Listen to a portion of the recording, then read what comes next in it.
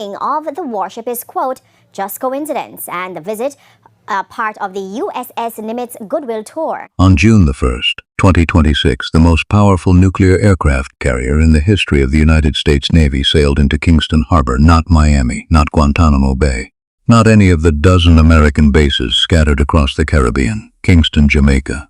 The USS Nimitz, a warship longer than 3 football fields carrying 80 aircraft and in active service for 51 years, chose the port of Kingston as the final foreign stop of its entire naval career. This is a ship that participated in every major American military operation since the Cold War, a ship that launched aircraft over Vietnam, Iraq, and Afghanistan, and it ended its career in Jamaica. The official framing was goodwill, maritime cooperation, regional partnership. Those descriptions are accurate. They are also incomplete.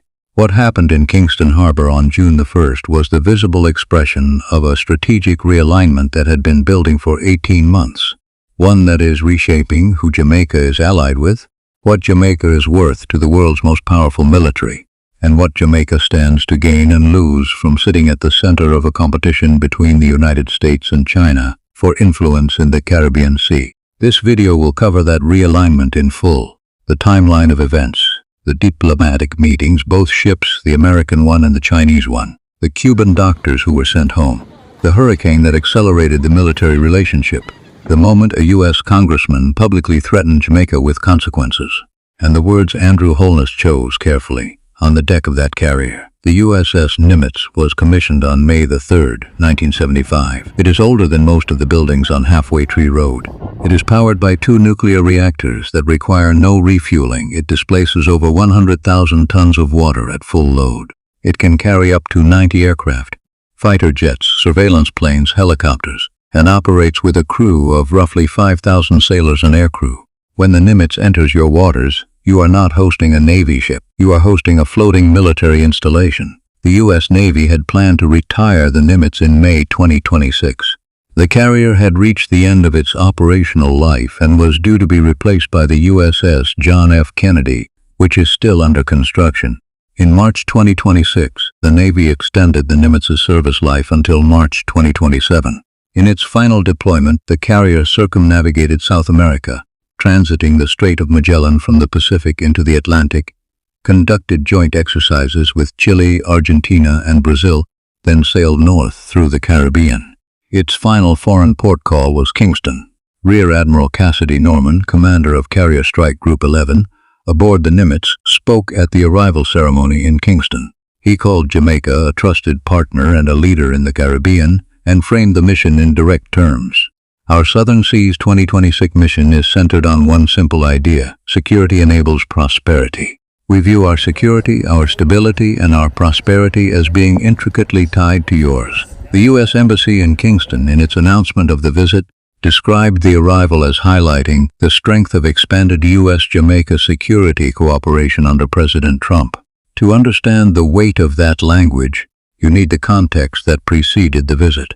In late August 2025, the United States began a naval buildup in the southern Caribbean that expanded rapidly over the following weeks. By the end of 2025, there were over 15,000 U.S. troops operating in the region, supported by 150 aircraft and a carrier strike group at sea. Every branch of the American military, the Navy, the Air Force, the Marines, the Army, the Coast Guard, and Special Operations Forces, was deployed into the Caribbean simultaneously. The operation was designated Operation Southern Spear and was run by U.S. Southern Command Southcom out of Miami. The stated purpose was counter-narcotics. The Trump administration said the operation targeted drug trafficking networks, cartels, and narco-terrorist organizations. The strikes that followed were literal.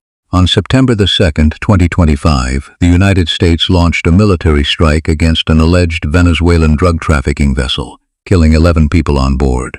In the months that followed, the administration conducted at least 10 additional strikes. By December the 15th, 2025, at least 95 people had been killed across 26 reported U.S. military strikes in the Caribbean Sea and Eastern Pacific. Human Rights Watch described these strikes as a campaign of extrajudicial killings carried out without identifying the people killed and without independently verified evidence of terrorist involvement. The U.S. Senate, controlled by Republicans, twice rejected resolutions that would have limited Trump's authority to continue the strikes. On January the 3rd, 2026, a separate connected mission, Operation Absolute Resolve, resulted in the capture of Venezuelan President Nicolas Maduro by U.S. forces. This was the environment Jamaica found itself navigating in the second half of 2025, an active shooting campaign against vessels in Caribbean waters. A military force of 15,000 American troops operating in the same sea lanes used by Jamaican fishermen, commercial freighters, and tourist vessels. And Southcom actively looking for regional partners it could rely on. The question of which Caribbean governments Southcom could rely on in 2025 was more complicated than it appeared. The United Kingdom and the Netherlands both have Caribbean territories and had historically shared intelligence with the United States through the Joint Interagency Task Force South. In 2025, both governments limited their intelligence cooperation with the U.S. in response to the broader tensions around Washington's Caribbean operations. Colombia, historically one of the most important counter-narcotics partners the United States has ever had, suspended intelligence sharing under President Petro. Relations with Brazil and Mexico were described by analysts at Insight Crime as fraught. The Heritage Foundation noted plainly that, without the close cooperation of Brazil, Colombia, and Mexico, there is no chance of building an effective regional response to transnational organized crime. As traditional partners pulled back, Jamaica moved in the opposite direction. The U.S. State Department Special Envoy for the Caribbean, Mauricio Claver-Carrón, said so explicitly in late March 2025. He described Jamaica as probably our most like-minded partner in the Caribbean, a country of under 3 million people with a defense force of fewer than 5,000 personnel, ranked 156th in global military power rankings, and Washington was calling it its most trusted regional ally. That assessment was grounded in what Jamaica had actually been delivering. In May 2025, Jamaica Customs Agency officials, trained with U.S. Department of State support in X-ray examination and cargo targeting, seized 238 firearms and more than 23,000 rounds of ammunition in a single operation. That result came directly from a joint training program between the Jamaican government and Washington. By year-end, Commissioner of Police Dr. Kevin Blake confirmed that 2025 recorded 649 homicides in Jamaica, a 43% decline from the previous year. Shootings dropped 32%. Overall violent crime fell 13%. In January 2026, the U.S. Department of State upgraded Jamaica's travel advisory from Level 3 to Level 2. A change that carries direct consequences for tourism revenue, hotel bookings, airline routes, and investor confidence. When PM Holness contacted Secretary Rubio on January the 17th, 2026, to discuss cooperation, the travel advisory upgrade was among the first things he raised. For Jamaica's tourism-dependent economy, the practical value of that single administrative change runs into millions of dollars annually. The military relationship between the U.S. and Jamaica accelerated significantly during Hurricane Melissa, which struck the island in late October 2025. The storm caused sufficient destruction to cut entire communities off from road access. A Marine unit already deployed in the Caribbean under Operation Southern Spear pivoted from its military mission to humanitarian operations. From October the 31st to November the 13th, working alongside Joint Task Force Bravo and the Jamaica Defense Force, U.S. Marines delivered more than 780,000 pounds of supplies to communities that could not be reached by land. They dispensed 6,190 pounds of fuel at forward refueling points and mapped 72 hasty landing zones using organic intelligence and reconnaissance assets. PM Holness described the practical significance plainly. There were communities in Jamaica, he said, that would have been marooned, and the only way to get to them would have been through the capacity for airlift. The United States followed the military relief effort with an additional $10 million in humanitarian assistance. The speed and scale of that response, 780,000 pounds of supplies delivered in 13 days to cut off communities, reflected military-grade logistics capacity that Jamaica's own defense force could not have matched independently in the same time frame. The experience added a concrete dimension to what had previously been a relationship defined primarily by training exercises and diplomatic meetings. While the U.S. and Jamaica were deepening their security relationship through 2025, a parallel development was unfolding in Kingston and Montego Bay that added a further layer of strategic complexity. On December 4, 2025, a Chinese People's Liberation Army Navy vessel docked in Montego Bay. The ship was not a warship. It was the Silk Road Ark Hull 867, a hospital ship with 300 beds, 14 clinical departments, 7 diagnostic units, and a medical crew capable of performing more than 60 different surgical procedures. It arrived as part of Mission Harmony 2025, a deployment the Chinese military describes as humanitarian outreach. The Silk Road Ark remained in Jamaica for 12 days. During that period, it recorded 7,536 medical consultations, 715 surgical procedures, and 50 hospitalizations. These figures set a record for the most medical services provided in a single port call in the entire Mission Harmony series of missions. The ship was operating in a hurricane-damaged Jamaica, and by the numbers, its medical output was substantial. The timing placed the Silk Road Ark in Jamaican waters during the same general period that U.S. Marines were delivering hurricane relief supplies to isolated communities. Both operations were framed as humanitarian. Both delivered measurable services to Jamaican communities. Both were also acts of strategic positioning. Analysts at The Diplomat were direct about the military dimension of the Silk Road Ark's presence. They noted that the ship arrived within miles of major U.S. military operations in the region under Operation Southern Spear. The vessel had the approval of the Jamaican government for its visit. In December 2025, Jamaica simultaneously had American Marines conducting supply deliveries and a Chinese naval medical team performing surgery in its ports. That is not a contradiction of Jamaican policy. It reflects the position of a small island state maintaining relationships with both major powers simultaneously. The Silk Road Ark's Caribbean tour covered 14 countries, including Mexico, Barbados, Brazil, Peru, and Chile. The coincidence of timing with the largest American military operation in the Caribbean in a generation was not lost on analysts. Writing in The Hill, commentators described the ship's mission as an implicit message. China had doctors, ships, established government relationships, and a presence in the region that it was not withdrawing. The scope of China's economic position in Latin America and the Caribbean provides essential context for assessing what the Silk Road Ark's visit represented. By 2025, Chinese companies controlled 31 ports across Latin America and the Caribbean, including Kingston, described as the busiest transshipment port in the entire Caribbean. The port that sits at the center of Jamaica's stated ambition to become the logistics hub of the Americas is currently operated by a Chinese firm. China-Latin America trade exceeded $410 billion in the first half of 2025 alone, with China remaining the region's second-largest trading partner for 3 consecutive years.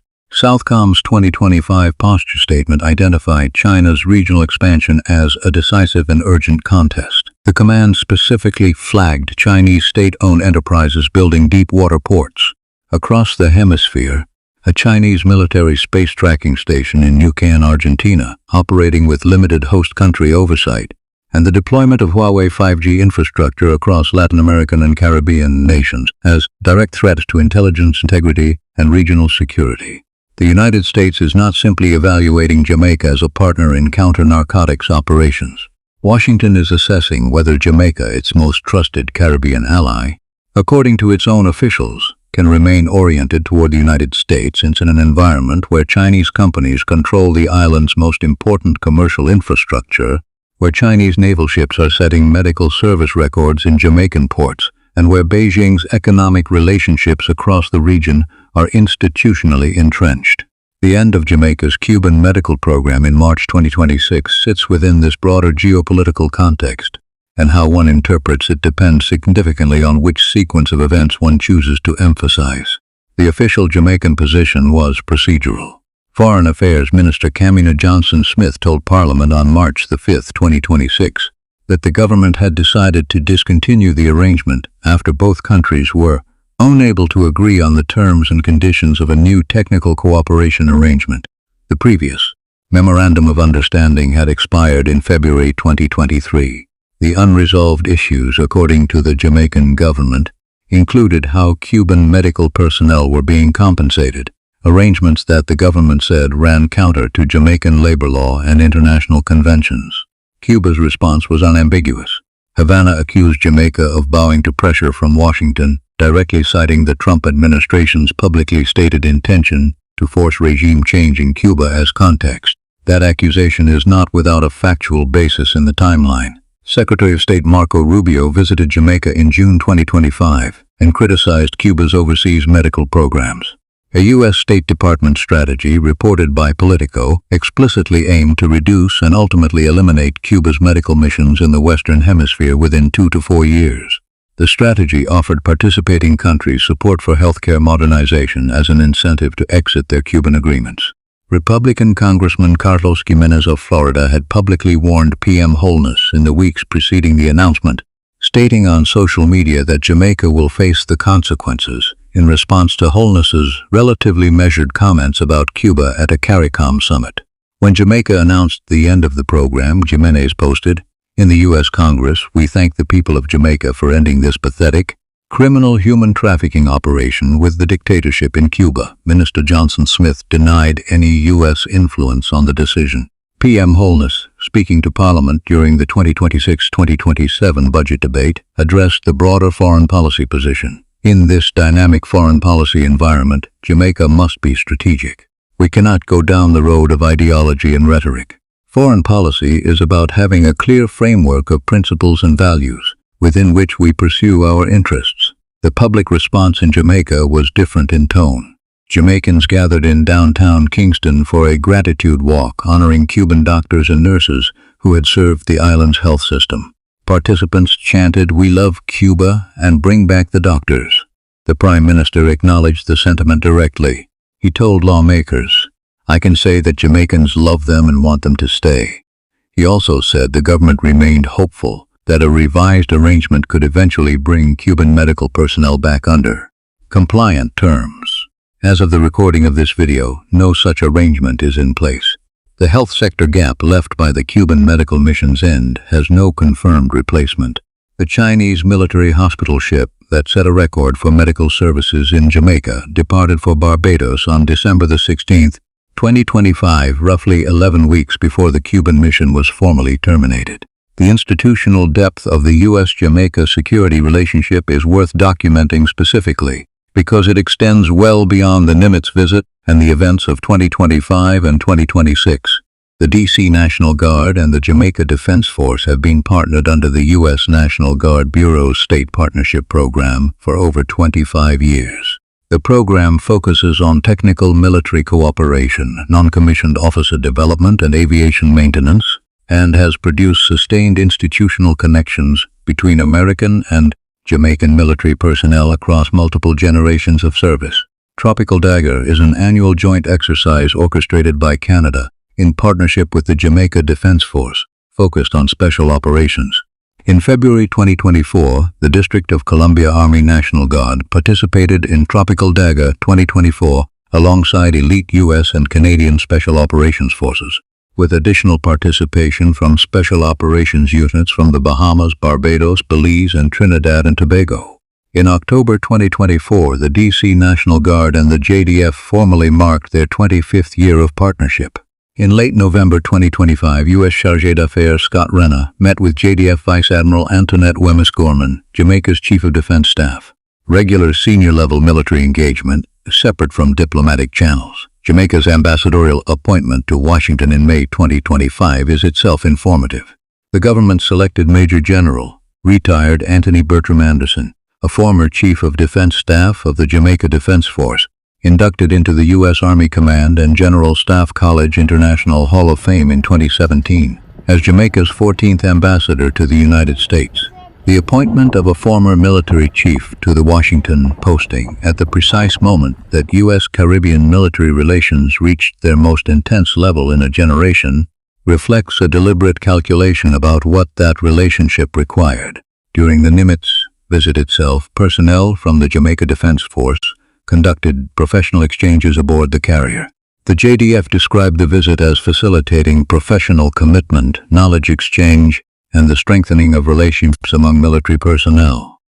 The U.S. Embassy in Kingston organized tours of the Nimitz for Jamaican military and police partners, maritime students, political and economic stakeholders, and alumni of U.S. exchange programs. The logistics hub ambition that PM Holness articulated on the deck of the Nimitz is not new to this administration, but the strategic context around it has intensified significantly. At the reception connected to the Nimitz visit, Holness made the most direct and comprehensive public statement of this ambition that he has delivered. He said, "Jamaica's ambition is to become the logistics hub of the Americas, the premier node connecting global supply chains between the continents, a gateway comparable in function to what Singapore, Dubai, and Rotterdam represent in their respective regions." That is not a distant aspiration. It is an active national strategy with infrastructure, legislation, and investment already in motion. He then connected that ambition to the security relationship in explicit terms. That ambition can only be realized if the maritime space is secure. Transnational criminal networks use these same sea lanes. They move firearms, and it is those firearms that have fueled gang violence that would have cost us so many Jamaican lives. They move narcotics. They probe every gap in maritime surveillance, every seam between jurisdictions. The security threat to those sea lanes is documented. CARICOM's Regional Security Agency reported 329 metric tons of cocaine and 172 metric tons of marijuana seized transiting the Caribbean in 2025 alone. In May 2026, just weeks before the Nimitz arrived in Kingston, Panamanian authorities seized 194 packages of suspected narcotics hidden inside a shipping container that had originated in Jamaica and was bound for Ireland. The seizure illustrated how trafficking networks are already operating through the same logistics corridors that Jamaica is seeking to develop commercially. Kingston already has the Caribbean's busiest transshipment port. Jamaica sits at the geographic intersection of trade routes between North America, South America, Europe, and the Panama Canal. The infrastructure and the geography exist. The question, as the Jamaican government frames it, is whether the maritime environment is secure enough to support commercial ambitions at the scale of Singapore or Rotterdam. In June 2025, during Rubio's visit to Kingston, Holness discussed working with U.S. companies to leverage Jamaica's position as a transshipment hub, attracting investment into energy and nearshoring sectors, and expanding the bilateral labor agreement that has connected Jamaica and the United States in agriculture and hospitality for 80 years.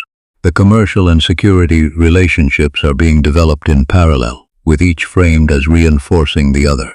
The geographical dimension of the Nimitz visit carries a significance that goes beyond military optics. Kingston sits 90 miles south of Cuba. When the USS Nimitz docked in Kingston Harbour on June 1, 2026, at a moment of escalating tensions between Washington and Havana during an active U.S. naval campaign in the Caribbean, on what is effectively the carrier's final foreign deployment. It was positioned 90 miles from one of the last remaining Cold War flashpoints in the Western Hemisphere. The U.S. has enforced an oil blockade on Cuba. Cuba is experiencing severe fuel shortages and power outages as a consequence. The Trump administration has publicly stated its intention to force regime change in Havana, using the same framing that preceded and accompanied the operation against Maduro in Venezuela. The capture of Maduro on January 3, 2026, achieved through Operation Absolute Resolve, a mission that grew out of the same Caribbean military buildup as Operation Southern Spear, provides a documented precedent for what that framing can produce operationally. Whatever trajectory the U.S.-Cuba relationship follows from this point will not develop in isolation from Jamaica. The island's airspace, maritime zones, tourism patterns, and migration dynamics are all directly connected to conditions in Cuba. A Jamaican family in Broward County, the same South Florida geography where Cuban-American political constituencies have shaped U.S.-Cuba policy for decades, understands this in terms that are immediate and personal, not abstract. PM Holness has navigated this carefully and publicly. He referred to Cuba as our Caribbean neighbor at a CARICOM summit. He acknowledged the contributions of Cuban doctors and teachers across the region. He expressed hope for constructive dialogue between Havana and Washington. His foreign affairs minister denied that the U.S. had any role in the termination of the Cuban medical program. Cuba said the opposite. Both positions are on the record. The timeline connecting Rubio's June 2025 visit, his criticism of the Cuban medical program, the U.S. State Department's documented strategy to eliminate such programs across the hemisphere, the congressman's public threat to Jamaica, and the March 2026 termination announcement is a matter of public record. For Jamaicans in the United Kingdom, the United States, and Canada, and for anyone across the Caribbean diaspora watching these developments, the practical implications operate at several levels. The U.S. travel advisory upgrade from Level 3 to Level 2 directly affects airfare, insurance rates, tour operator decisions, and the investment calculus of businesses considering Jamaica. The firearms seizures driven by U.S.-trained Jamaican customs officials remove weapons from communities in Kingston, Spanish Town, and Montego Bay, where diaspora families still have relatives. The hurricane relief response, 780,000 pounds of supplies delivered by American military assets, reached communities that would otherwise have waited significantly longer for aid. At the same time, the health sector gap created by the end of the Cuban medical mission has no confirmed replacement. The communities that relied on Cuban doctors for surgical care, obstetrics, and specialist consultations are now dependent on a Jamaican public health system that has historically struggled with medical professional retention. The Chinese military hospital ship that served Jamaica in December 2025 departed after 12 days. No permanent alternative arrangement has been announced. The deepening alignment with U.S. positions on Cuba, Venezuela, and China also has implications for Jamaica's foreign policy independence. Small island states derive significant diplomatic leverage from their ability to maintain relationships across major power blocs. Every public declaration of alignment with U.S. strategic positions narrows that leverage incrementally. PM Holness acknowledged as much during the budget debate, framing it as a strategic calculation rather than a concession. In this dynamic foreign policy environment, Jamaica must be strategic. What Jamaica receives in return for its strategic positioning is documented. Security cooperation, hurricane relief, training and equipment transfers, travel advisory improvements, and public affirmations from senior U.S. officials of Jamaica's importance to American regional strategy. Rear Admiral Norman, commanding the Nimitz Carrier Strike Group, described Jamaica as a trusted partner and a leader in the Caribbean on the deck of the most powerful ship ever to dock in Kingston Harbour. U.S. Special Envoy Claver Carone called it probably our most like-minded partner in the Caribbean. Whether those designations translate into durable economic and security dividends, or whether they represent the language of a larger power affirming a smaller one at a moment of strategic usefulness, is a question that the relationship itself will answer over the next several years.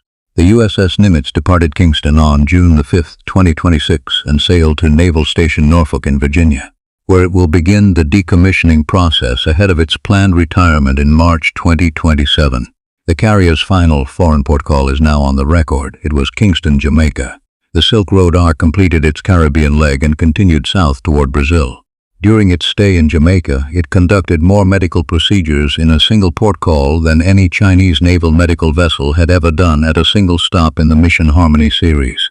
That record is also on the record. The Cuban medical mission that began in 1976 and ran for 50 years ended in March 26. The doctors and nurses who had, in the Prime Minister's own words, built strong bonds with the Jamaican patients they served are gone. No replacement program has been announced. Jamaica's ambassador to Washington is a former general. Its chief of defense staff met with the U.S. Chargé d'Affaires in November 2025. Its prime minister boarded a nuclear aircraft carrier in June 2026 and discussed becoming the logistics hub of the Americas. U.S. Special Operations Forces exercise annually with Jamaican troops. American military helicopters delivered supplies to Jamaican communities cut off by a hurricane. And SOUTHCOM, the U.S. military command responsible for the entire Western Hemisphere south of the United States, has stated publicly that Jamaica is its most trusted Caribbean partner. That is the relationship as it stands. It is substantive, it is institutionally deep, and it has developed rapidly enough that its full implications for Jamaica's sovereignty, its regional relationships, its healthcare capacity, and its strategic flexibility are still being worked out. Andrew Holness framed the stakes as plainly as any Caribbean leader has in recent memory. Speaking from the deck of the Nimitz, Jamaica's ambition is to become the logistics hub of the Americas. That ambition can only be realized if the maritime space is secure. The question of who secures it, on what terms, and at what cost to Jamaica's room for independent action will define the island's strategic position for the next decade. The USS Nimitz has sailed home, that question is not.